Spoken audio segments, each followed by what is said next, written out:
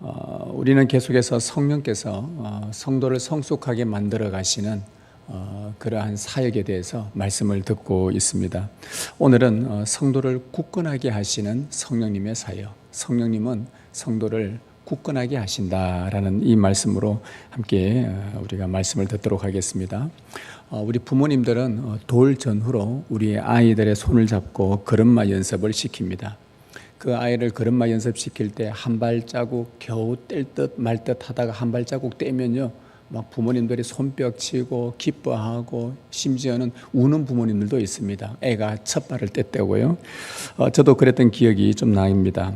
스스로 발을 떼서 아빠 엄마에게 다가오는 걸어오는 그 모습은 참 신기하고 또 감격스럽습니다. 아이가 일어나는 이런 과정들을 보면서 제가 두 가지를 한 가지 알게 되었는데, 하나는 사람은 본능적으로 일어서려고 하는구나 라는 것을 알게 되었습니다. 그 아이들이 한 발 떼다가 두 발 떼다가 쿡 넘어지잖아요. 넘어지면 보통은 저희 어른 생각이요, 넘어지면 그냥 그 퍼들시고 그냥 누워 있을 거라 생각하는데 기어코 또 일어납니다, 애들은. 그죠? 그래 보니까 사람은 본능적으로 일어서려고 하는구나, 이걸 한 가지 알게 되었고요. 또 한 가지는 일어설 때에 누군가의 도움이 필요하거나, 부모가 아이의 손을 잡고 걷게 하듯이 누군가의 도움이 꼭 필요하구나라는 생각이 들었습니다. 이런 생각들을 하면서 우리가 또 우리 예수 믿는 사람들은 영적인 교훈을 또 얻을 수가 있죠. 하나는 하나님은 성도들이 일어서는 것을 기뻐하신다. 하나님은 성도들이 일어서는 것을 참 기뻐하시는구나. 또 하나는 성도를 일으키실 때에 성령님의 도움이 필요하다는 것. 성령님의 도움이 필요하구나 라고 우리가 교훈을 얻을 수가 있습니다.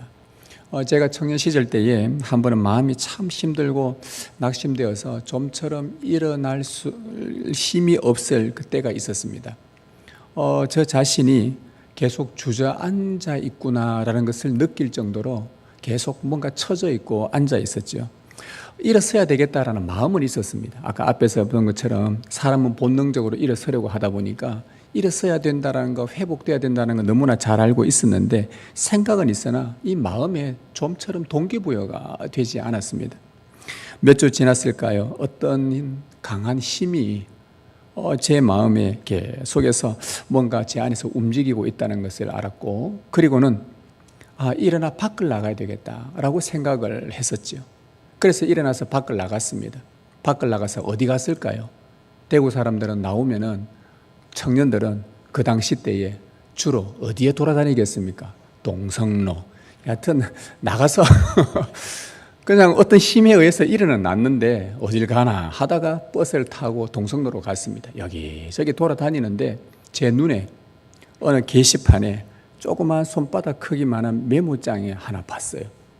왜 거기 붙어 있었는지 누가 알았겠습니까? 근데 그 메모장에 뭐가 붙어 있었냐 하니까 고신대학교 기독교 교육과. 왜 붙여놨는지도 몰랐어요. 고신대학교가 어딘지도 몰랐고, 그때만 해도. 그래서 이것을 찾아서 이게 뭘까? 왜 이것이 내 눈에 보였을까? 그래서 부산을 갔고, 부산에 가니까 이게 학교였구나라는 것을 알게 되었습니다.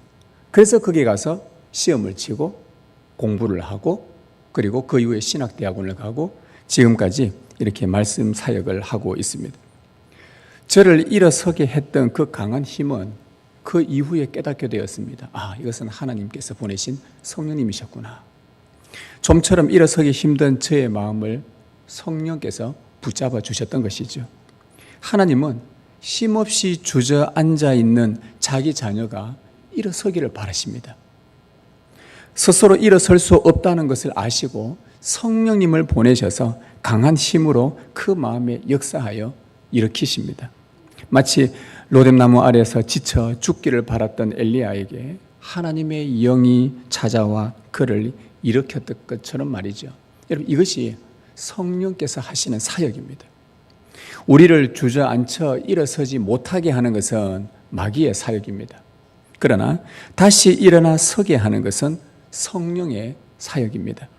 오늘 말씀 13절에 사도 바울은 에베소 교회 성도들에게도 권면하면서 굳건히 서 있기를 소망했습니다. 13절에 보면 그러므로 하나님의 전신갑주를 취하라. 이는 악한 날에 너희가 능히 대적하고 모든 일을 행한 후에 서기 위함이라. 모든 일을 행한 후에 서기 위함이라.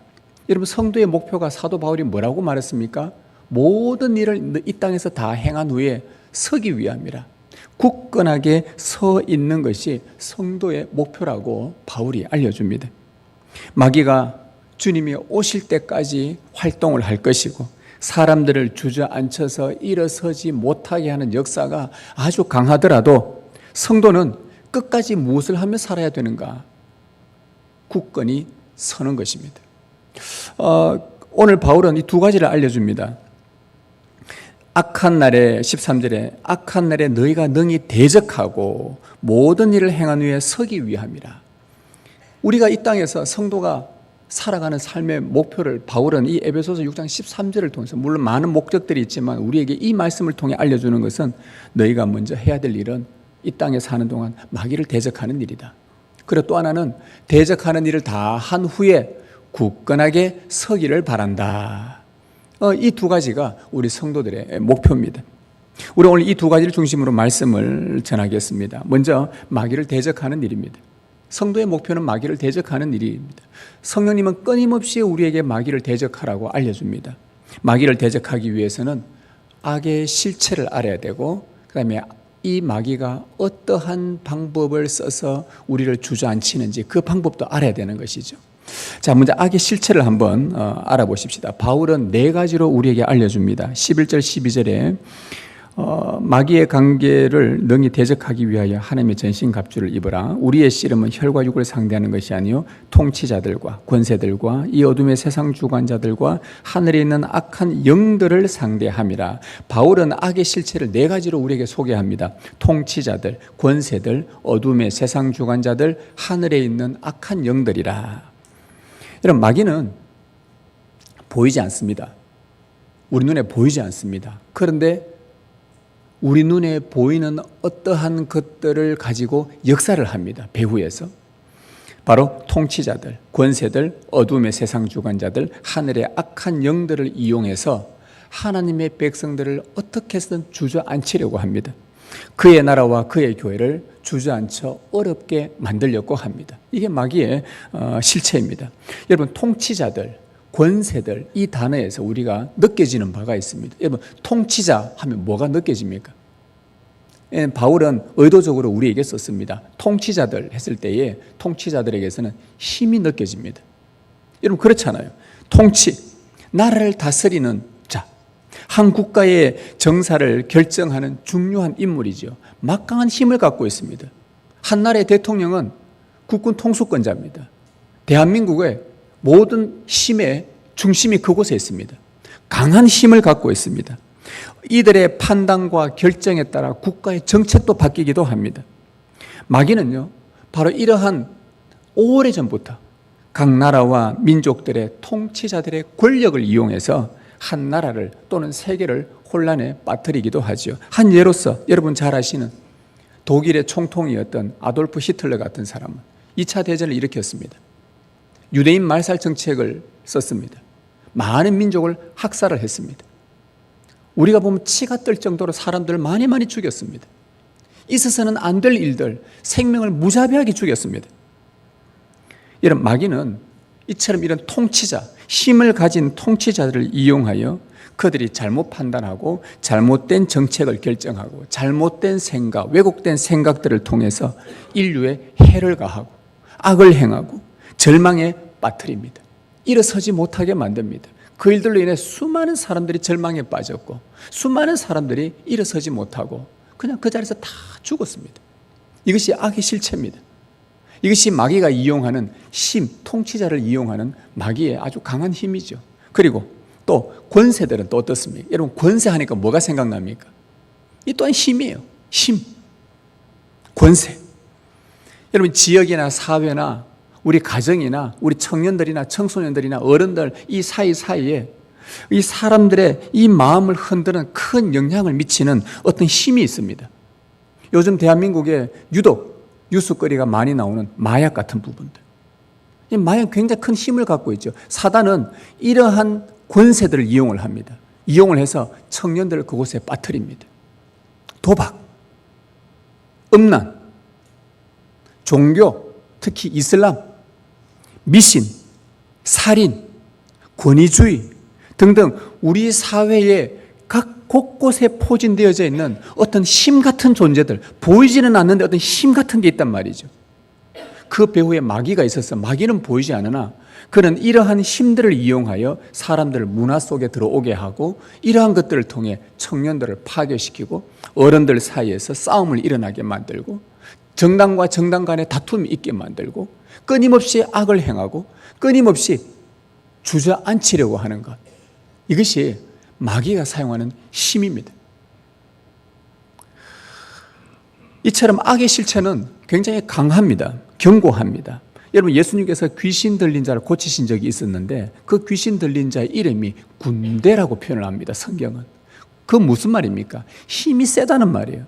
얼마나 귀신이 깊게 들어갔는지 군대의 귀신이 들어서 여러 명이 달려들어 그 사람을 제어하려고 해도 통제할 수 없는 마귀는 바로 그 군대라는 강한 힘을 이용해서 한 인간 안에 들어가서 그의 인격과 인성을 통제하고 완전히 말살해 버렸습니다. 바로 그와 같습니다. 이게 악의 실체들의 힘이죠. 한 나라를 지금까지 통제하는 북한 체제가 지금 수십 년째 그 힘이 이어져 오고 있지 않습니까? 또한 믿음으로 구원을 얻는다는 이 교리를 대적하는 행위구원이 종교개혁 이후 500년 동안 지금도 끊임없이 이 힘이 이어오고 있는 걸 보면 이 악의 실체는 그 힘이 막강하다는 것을 상대하기 쉽지 않다는 것을 우리는 알 수 있습니다. 또 동시에 이 악의 실체는요, 힘이 있는 동시에 또 하나는 굉장히 사악합니다. 우리가 앞에서 다루었던 좀 전에 이야기했던 통치자들과 권세들, 이거는요 악의 힘을 상징하는데 또 그 뒤에 두 가지 나오는 거, 어둠의 세상 주관자들과 하늘의 악한 영들은요 악의 교활함을 보여줍니다. 얼마나 악은 힘만 있는 게 아니라 또 굉장히 교활합니다. 이 두 단어에서 중요한 낱말이 뭡니까? 어둠의 세상 주관자에서 중요한 단어가 어둠입니다. 하늘의 악한 영들에서 이 악한 영, 악하다는 것, 어둠과 악하다는 것은 마귀의 특성입니다. 마귀는 어둠과 악을 이용하는 아주 교활한 존재입니다. 우리보다 훨씬 더 똑똑합니다. 그래서 우리도 모르는 사이에 그의 악과 어둠에 사로잡힐 때가 있습니다. 우리도 모르는 사이입니다. 빛보다 어둠을 좋아합니다. 광명의 천사로 가장해서 나타나기 때문에 대놓고 공격하는 경우는 거의 드뭅니다. 때로는 우는 사자처럼 막 포효하기도 하지만 사단은요 우는 사자처럼 포효하는 게 통계적으로 한 5%, 6% 정도 있을까요? 그 외에 대부분은요 자주 뱀처럼 교활하게 접근합니다. 광명의 천사로 가장을 해서 말이죠. 눈을 어둡게 하고 선과 의와 화평과 진리를 보지 못하게 합니다. 건설적인 생각보다는 파괴적인 생각으로 몰아갑니다. 여러분, 출애굽한 이스라엘 백성들이 광야에서 하나님을 원망했고 시험했고 불순종해서 광야에서 죽은 사건이 있었죠. 왜 그들이 하나님을 원망했습니까? 원망하지 않아도 되는데 원망했습니다. 시험하지 않아도 될 건데 시험을 했습니다. 불순종하지 않고 주님 말씀 따라 잘 가면 약속의 땅 들어갈 수 있는데 그래 하지 않았습니다. 그 이유가 뭘까요? 어둠의 주관자들, 세상의 그 악한 영들에 사로잡혔기 때문에 그래요. 그러니까 진리를 못 보고 율법을 못 보고 하나님을 못 보게 만드니까. 이것이 악의 실체입니다. 악은 큰 힘을 갖고 있고 그 다음에 아주 교활하게 접근해서 세상을 악으로 몰아가는 사악한 존재입니다. 주저앉혀서 좀처럼 일어서지 못하게 합니다. 이게 악의 실체죠. 우리가 우습게 봐서는 안 될 만만치 않은 상대입니다. 그래서 여러분, 우리가 첫 번째 우리가 마귀를 대적하라고 주님께서 말씀하셨는데 마귀를 대적함에 있어서 우리가 대적할 수는 없지만 그 힘이 막강하니까 그러나 이것만 알아도 대적할 준비는 됩니다. 뭐라고요? 마귀는 힘이 세다. 얕봐서는 안 된다. 그리고 마귀는 교활하다. 우리보다 훨씬 더 교활하다. 이거 두 가지만 알고 있어도 우리가 대처 방법을 좀 고민할 수가 있습니다. 그리고 이제 이 악의 실체를 알았다면 그러면 얘네들이 주로 어떤 방법을 써서 우리를 공격하는지 알아야지 마귀가 보입니다. 마귀는 아까 보이지 않는다고 했잖아요. 이러한 것들을 이용하지 잘 안 보입니다. 우리도 헷갈릴 때가 많습니다. 그런데 뭐만 보면 이거 마귀의 역사구나. 이거 성령의 역사구나. 알아차릴 수 있는 마귀의 그 악의 실체들이 행하는 계략이 있는데 그것을 분별할 줄 알면은 우리는 마귀를 대적할 수 있는 한층 더 대적하는 데 도움이 됩니다. 11절을 보시면요. 마귀의 관계를 능히 대적하기 위하여라고 되어 있습니다. 마귀의 관계를 능히 대적하기 위하여. 여러분 이 구절을 보면 마귀는 무엇으로 역사하는가? 관계로 역사한다는 말입니다. 관계. 이 관계가 뭡니까? 간사한 계략이란 말이죠. 간사한 꾀, 음모라는 말입니다. 여러분 마귀가 관계를 씁니다. 반드시 쓰게 되어져 있습니다. 그럼 우리는 마귀는 보이지 않지만 마귀가 여러 통치자들과 권세들과 어둠의 세상 주관자들과 악한 영들을 통해서 그가 관계를 베풀 때에, 관계를 행할 때에 우리는 그 관계는 보입니다. 마귀는 보이지 않지만 우리 사회 가운데 나타나는 이 관계는 보고 이거 마귀의 역사구나. 그럼 우리는 거기에서 대적할 수 있는 방법을 찾아낸다는 것이죠. 그러면 이 마귀가 쓰는 관계가 뭔가? 하나는요, 하나됨을 무너뜨리는 거고, 또 하나는 사람과 싸우게 만드는 겁니다. 이게 에베소서에 나오는 말씀인데요. 여러분 먼저 하나됨을 무너뜨리는 이 방법을 씁니다. 사도 바울이 이 에베소서를 쓰면서 강조했던 것이 하나가 있습니다. 에베소서의 1장부터 6장까지 핵심 구절이 하나가 있습니다. 에베소서 전체를 꿰뚫는 하나의 구절이 근데 1장에 다 나오지만 그러나 우리가 암송해야 될 그 내용은 뭐냐 하면 에베소서 2장 13절 14절입니다. 그 말씀에 보면 이런 말씀이 있습니다. 한번 들어보십시오. 에베소서 2장 13, 14절입니다. 이제는 전에 멀리 있던 너희가 그리스도 예수 안에서 그리스도의 피로 가까워졌느니라. 그는 우리의 화평이신지라 둘로 하나를 만드사 원수된 것 곧 중간에 막힌 담을 자기 육체로 허시고. 여러분 사도 바울은 에베소서 전체를 통해 그가 강조하고 싶은 말하고 싶은 핵심 요지가 하나 있는데 그게 뭐냐면 우리는 예수 그리스도의 피로 하나 되었다는 겁니다. 에베소서는 1장에서부터 뭐라 말하냐? 예수님 다시 오시면 예수 그리스도 안에서 하늘과 땅의 모든 만물이 하나로 통일될 것이다라고 말을 합니다. 다른 것으로는 절대 통일 안 됩니다. 이 지금 우리가 살고 있는 이 지구촌은요, 무엇으로도 통일되지 않습니다. 단 하나로만 통일됩니다. 예수 그리스도 안에서만 통일되는 것이 하나님의 구원 역사입니다. 반드시 그렇게 되게 되어 있습니다. 마지막에는. 이걸 세상은 몰라서 그렇지. 그래서 바울이 에베소서에서 주장하는 이 에베소서의 주제는 예수 그리스도의 피로 하나됨입니다. 둘로 하나를 만드셨다고 합니다. 둘 사이에 막힌 담, 이방인과 유대인 사이에 막힌 담을 허무셨다고 합니다. 무엇으로요? 자기의 육체로. 자기의 몸을 찢고 자기의 피를 흘려서 하나 되게 만들었다. 그래서 사도 바울은 에베소서에서 일관되게 강조하는 것은 하나됨입니다. 그렇다면 여러분 마귀의 관계는 뭐겠습니까? 마귀의 관계는 하나됨을 허무는 것이겠죠. 하나됨을 깨트리는 것입니다. 예수께서 세워놓으신 하나됨을 마귀의 관계는 하나됨을 깨는 것이다. 우리 죄인이었던 우리가 하나님과 예수 그리스도로 말미암아 화목이 되었습니다. 그런데 마귀는 하나님과 하나된 우리 사이를 깨트리려고 총력을 다합니다. 우리의 구원을 희미하게 한다는 것, 우리의 구원을 흔드는 것이 있다고 한다면요. 이거는 마귀의 역사구나. 내가 구원받았는데 내 구원을 자꾸 안 받은 것처럼 희미하게 만들고 너 그렇게 살아서 구원 못 받아. 너 율법 이거 못 지켰잖아. 너 주일 성수 잘 안 하잖아. 너 11조 안 하잖아. 너 기도 안 하잖아. 너 구원 못 받았어. 어떻게 구원 받은 거야? 이게 지금 이단들이 가르치는 거란 말이죠. 그래서 우리로 하여금 내가 이런 구원 못 받았나? 큰일이네. 이걸 희미하게 만든다? 이건 무슨 역사라고요? 하나됨을 깨트리게 하는 것. 하나님과 하나됨을 깨트리는 것. 다 마귀의 역사라는 겁니다. 그리고 외모, 성격, 성향, 피부, 서로 인종이 서로 다른 사람들이 예수 그리스도의 피로 죄 용서받고 예수 그리스도로 말미암아 서로가 용납받고 서로 화목되고 함께 모여 예배하고 교제하는데 마귀는 관계가 뭐겠습니까? 이 하나된 교회 공동체를 깨트리려고 성도들 사이를 이간질합니다. 둘 사이에 허물어졌던 그 담, 허물어뜨렸는데 그 담을 또다시 조금씩 막 세우려고 합니다. 이 일에 마귀는 총력을 다합니다. 그리스도의 피로 허물었던 담을 다시 세우는 것. 이것이 에베소서가 말하는 마귀의 관계입니다. 이런 행위가 악의 관계요, 마귀의 역사입니다. 우리가 분별할 줄 알아야 합니다.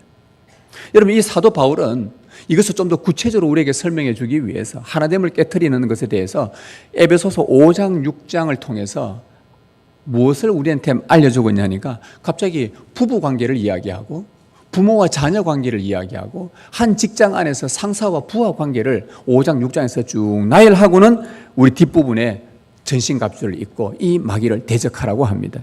왜 바울은 하나됨을 강조하면서 이 인간관계를 소개했을까? 마귀의 관계는요, 부부의 하나됨은, 부모와 자녀의 하나됨, 한 직장을 섬기는 상사와 부하의 하나됨을 깨트리는데 총력을 다한다는 것을 바울이 우리에게 알려주기 위함입니다.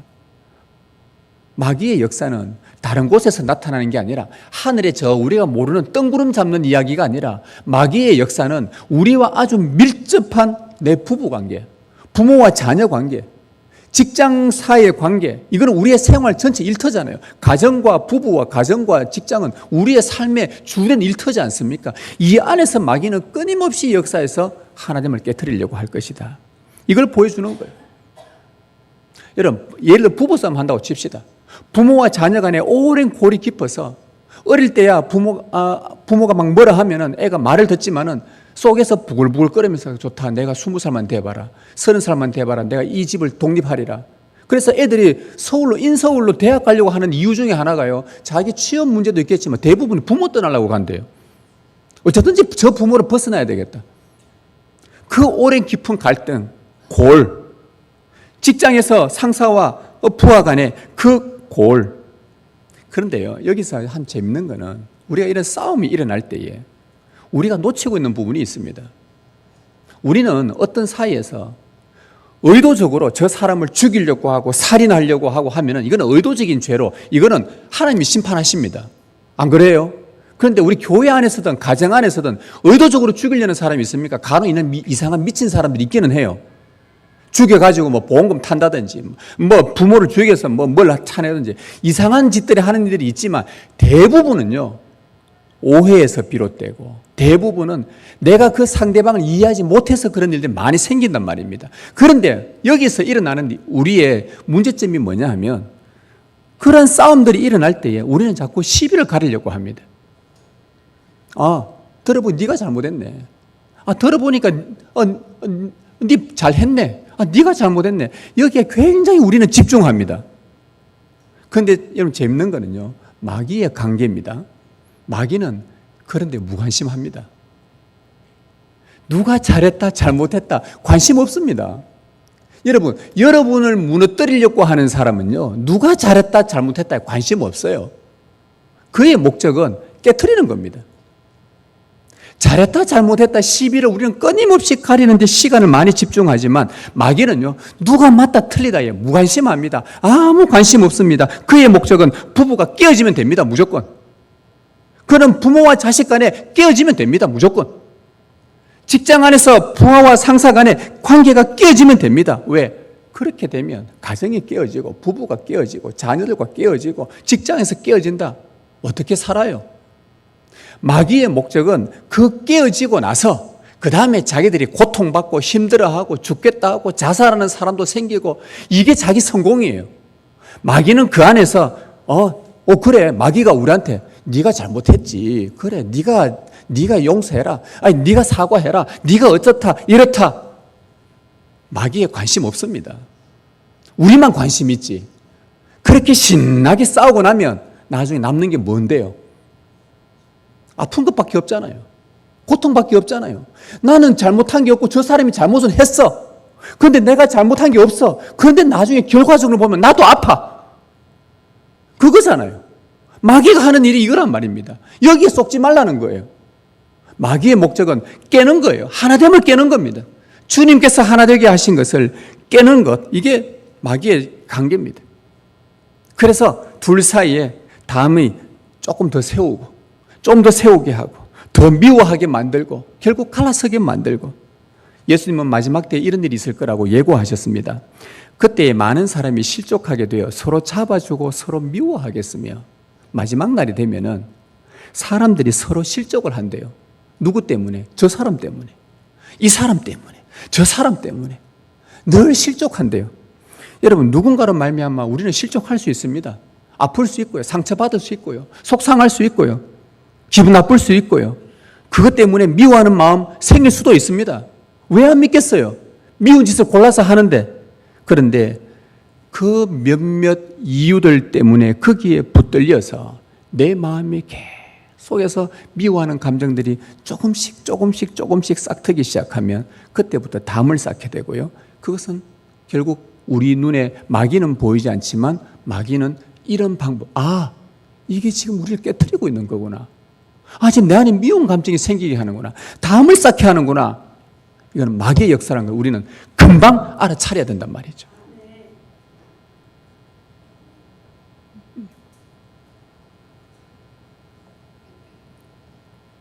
이유를 불문하고 하나됨을 깨트려서 성도와 교회를 주저앉히려는 이 악의 관계에 우리가 미혹되면 빨리 깨닫고 돌아서야 됩니다. 이게 마귀의 역사구나. 마귀는 보이지 않습니다. 그러나 이런 일들을 나타납니다. 나타날 때에 우리는 참 우리가 믿음의 사람들은 이 마귀가요 진짜 교활하구나. 내 마음에 이 감정들을 심어 넣는구나.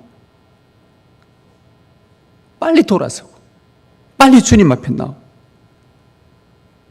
우리도 모르는 사이에 주님이 허무셨던 그 담을 내가 조금씩 높이 세우기 시작한다면 그건 그리스도의 십자가와 반대로 행하는 자가 되는 것입니다. 바로 이 마귀의 관계 첫 번째는요, 하나됨을 깨트리는 겁니다. 또 하나 재밌는 마귀의 관계는요, 사람과 싸우게 한다는 겁니다. 12절에 우리의 씨름은 혈과 육을 상대하는 것이 아니요. 바울은 분명히 말합니다. 너희들의 싸움, 사람과 싸우는 거 아니다.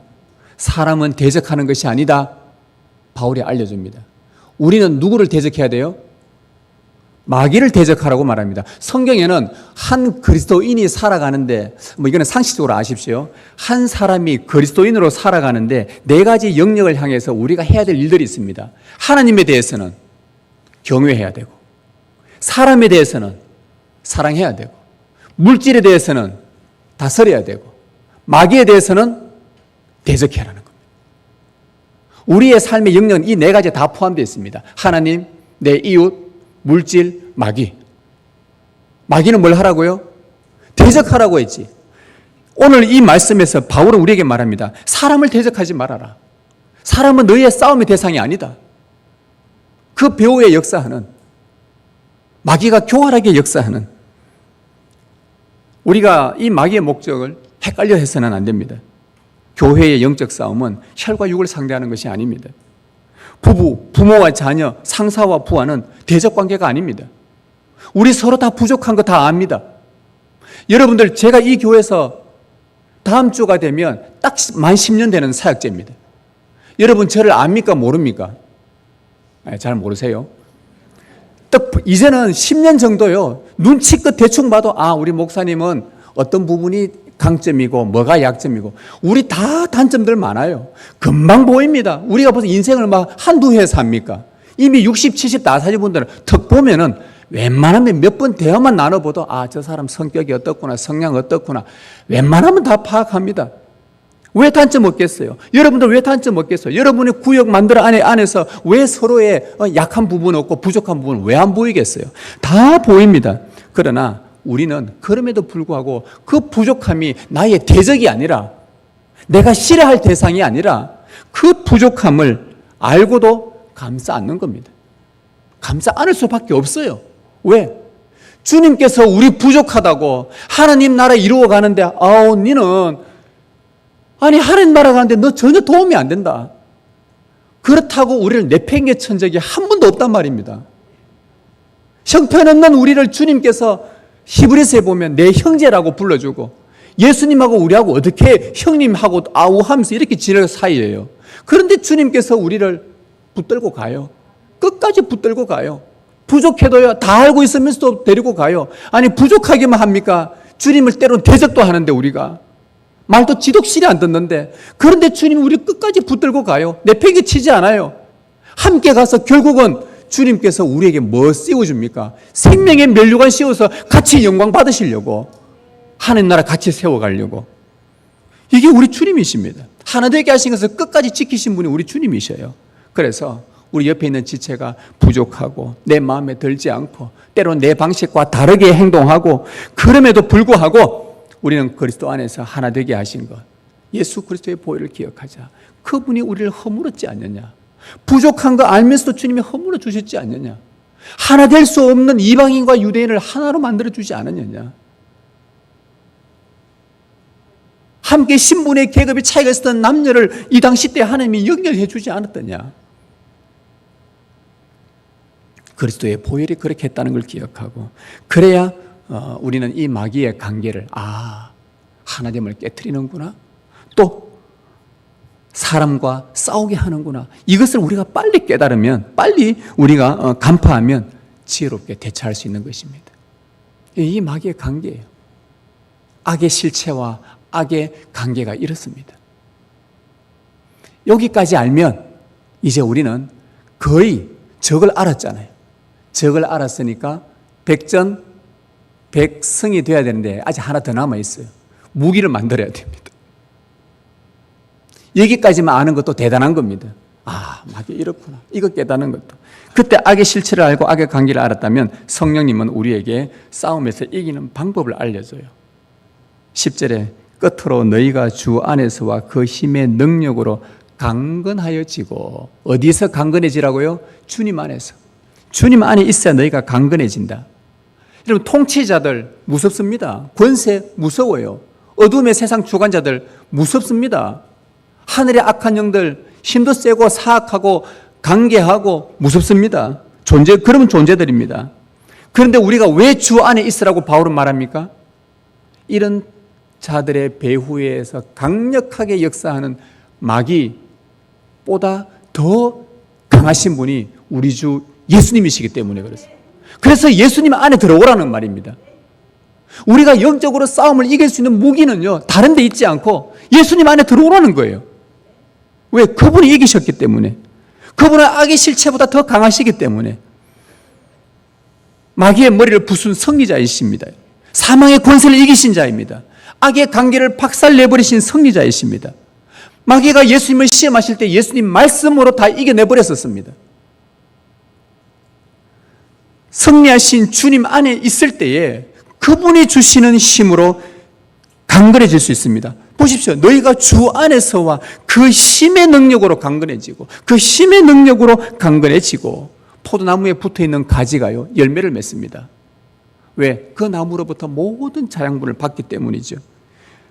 그가 열매 맺는 이유는 붙어있기 때문입니다. 그 가지는 붙어있는 게 힘입니다.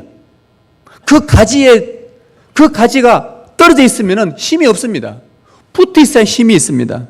성도는 예수 그리스도 안에 들어와 있어야, 붙어 있어야 그분의 영적 자양분을 충분히 끌어먹고 그리고 튼튼하고 강하게 만들어집니다. 우리는 스스로 일어설 수 없어요. 어린아기가 부모의 손을 의지하며 걸음마 배우듯이 성령님은 우리가 주님 안에 거할 수 있도록, 예수 그리스도 안에 거하도록 끊임없이 우리에게 촉구합니다. 그리고 주님이 우리 손을 붙들어 마귀를 대적하고 마귀의 관계에 미혹되지 않도록 힘을 끊임없이 공급합니다. 예수 그리스도 안에 있을 때 우리는 강해집니다. 여러분, 그리스도 안에 있으십시오. 예수님을 찾으십시오. 그분 앞에 날마다 구하십시오. 그분 앞에 들어가려고 하십시오. 그의 말이 내 안에 있고 내가 그 안에 있으면 무엇이든지 구하라. 그분 안에 있으십시오. 이것이 우리의 힘입니다. 그리고 한 가지 더, 하나님의 전신갑주를 입으라고 말하죠. 마귀를 이길 수 있는 우리의 또 무기 하나가 전신갑주를 입어라. 11절에 마귀의 관계를 능히 대적하기 위해 전신갑주를 입어라. 13절에 하나님의 전신갑주를 취하라. 여러분, 성도는 하나님의 전신갑주를 입어야 강해진다고 합니다. 그러면서 전신갑주가 무엇인지 14절에서 18절까지 쭉 바울이 나열을 합니다. 서서 진리로 너희 허리띠를 띠고 의의 호심경 붙이고 평안의 복음이 준비한 것으로 신을 신고 모든 것 위에 믿음의 방패를 가지고 이로써 능히 악한 자의 모든 불화살을 소멸하고 구원의 투구와 성령의 검 곧 하나님의 말씀을 가지라. 모든 기도와 간구를 하되 항상 성령 안에서 기도하고 이를 위하여 깨어 구하기를 항상 힘쓰며 여러 성도를 위하여 구하라. 진리, 의, 평화, 믿음, 구원, 말씀, 기도, 이것이 우리가 입어야 될 전신 갑주요 영적 무기라는 겁니다. 여러분, 이것은 사도 바울이 혼자서 그냥 생뚱맞게 이렇게 기록한 게 아닙니다. 그는 과거에 이사야 선지자가 말했던 말을 떠올렸습니다. 과거 이사야 선지자가 이런 기록을 남겼어요. 하나님께서 자기 백성을 위해 싸우시는 전사이신 하나님을 묘사하면서 이렇게 합니다. 하나님께서 자기 팔로 스스로 구원을 베푸시며 하나님께서 자기의 공의를 스스로 의지하사 공의를 갑옷으로 삼으시고 구원을 자기의 머리에 써서 투구로 삼으시며 보복을 속옷으로 삼으시며 열심을 입어 겉옷으로 삼으시고, 사도 바울은 이 이사야의 말씀을 그대로 인용을 해오면서 하나님께서 친히 전신갑주를 입으시고 자기 백성을 위해 싸우시려고 전쟁터에 나가는 모습을 그렸습니다. 하나님은 다시 말하면 하나님 자신이 전신갑주입니다. 그분이 공의로 옷을 입으시고 구원의 투구를 쓰시고 자기 백성의 원수 마귀를 향해 돌진해 나가시는 하나님 자체가 전신갑주입니다. 하나님은 사탄에게 전쟁을 선포하셨습니다. 그리고 이 사탄의 마귀의 일을 멸하시기 위해 예수 그리스도를 보내셨습니다. 예수 그리스도는 악의 실체와 악의 관계를 멸하시기 위해 오셨습니다. 예수님은 그냥 오셔서 싸운 게 아니라 하나님이 구약 성경에 말하는 입으신 그 옷을 그대로 입고 싸우셨습니다. 의를 입고 싸우셨습니다. 구원의 투구를 쓰고 싸우셨습니다. 주님은 진리와 의와 평화와 믿음과 구원과 말씀과 기도의 옷을 입고 마귀와 싸우셨습니다. 승리하셨고 지금 이제 그 옷을 우리에게 입혀주려고 합니다. 이 옷을 입어라. 다시 말하면 누구를 입으란 말입니까? 달리 말하면 예수 그리스도를 입으라는 말입니다. 하나님을 입어라. 그리스도를 입어라. 성령님은 예수 그리스도를 우리에게 입혀주십니다. 마귀를 대적하는 것은 그리스도를 입는 것입니다. 우리가 어떻게 마귀를 대적합니까? 보이지 않는 마귀를 어떻게 싸울 수 있는 무기가 뭡니까? 다른 거 아니다. 그리스도 안에 들어와서 그분을 입어라. 그분을 주시는 말씀을 먹어라. 그분이 우리에게 베풀어 주신 의의 이 진리를 놓치지 말고 끝까지 붙들고 약속을 믿고 신뢰해라. 하나님이 베풀어 주신 주 예수를 믿음으로 얻은 이 구원을 놓치지 않거라. 놓치지 말거라. 끝까지 진리를 붙들고 살아라. 너희를 위해서 기도하되 성도를 위해서 기도해라. 주님께서 주님 안에 오시면 이 무기들을 끊임없이 말씀하셔요. 예수님도 이것으로 싸웠다. 너도 이것을 입고 싸워야 된다. 사단은 정말 무섭기도 하지만 그러나 우리가 힘은 있는 건 알지만 두려워할 존재는 아닙니다. 주님께서 허락하신 그 범위 안에서만 활동할 수 있기 때문에 마귀의 힘이 센 것처럼 보여도 힘은 실제로 세지만 제한적입니다. 하나님의 능력은 무한합니다. 자녀들아 너희는 하나님께 속하였고 또 그들을 이기었나니. 우리 보고 이겼대요. 우리가 어떻게 이겼습니까? 주님이 이겼기 때문에 이기신 주님 안에 있으니까 우리를 이겼다라고 사도 요한은 우리에게 아예 선포를 합니다. 너는 이겼다. 지금 이기고 있다가 졌다가 이기다 아니라 너는 이미 주님이 이겼는데 너희가 주 안에 있으면 너는 이긴 것이다. 그 이유는 너희 안에 계시니 그 하나님이 세상에 있는 자 마귀보다 크시기 때문이다. 이게 사도 요한이 우리에게 알려주는 말씀입니다. 마귀가 힘을 써서 우리를 교활하게 속이며 하나됨을 깨트리고 우리 안에 미움의 담을 쌓을 때 분명한 것은 우리가 그리스도 안에 머물러 있다면, 그분이 주신 은혜의 영적 무기를 갖고 있다면 우리는 다시 돌아서고 승리는 보장된 것입니다. 그렇게 마귀를 대적하다가 영적 싸움을 다 마치는 날 우리는 승리하고 높은 곳에 서 있을 것입니다. 악한 날에 너희가 능히 대적하고 모든 일을 행한 후에 서기 위함이라. 능히 대적하고 마지막에는 우리가 서기 위함이라. 1517년 마르틴 루터가 종교개혁 불씨를 놓았을 때에 그가 종교개혁을 시작은 했으나 그 대적자들이 꿈쩍하지 않는 큰 산과 같이 느껴졌습니다. 이걸 내가 어떻게 이기나? 내가 이걸 어떻게 이기나? 계란으로 바위치기가 아닐까? 아니요. 계란으로 바위친 게 아니라 거대한 바위가 자기를 계란을 쳐서 눌러서 흔적도 없이 해버리는 그 정도로 막강한 힘을 이 루터가 느꼈습니다. 떨었지요. 두려웠지요.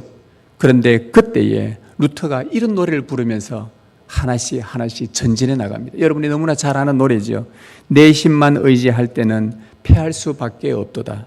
힘 있는 장수 나와서 날 대신하여 싸우네. 이 장수 누군가 주 예수 그리스도 만군의 주로다. 당할 자 누구랴 반드시 이기리로다.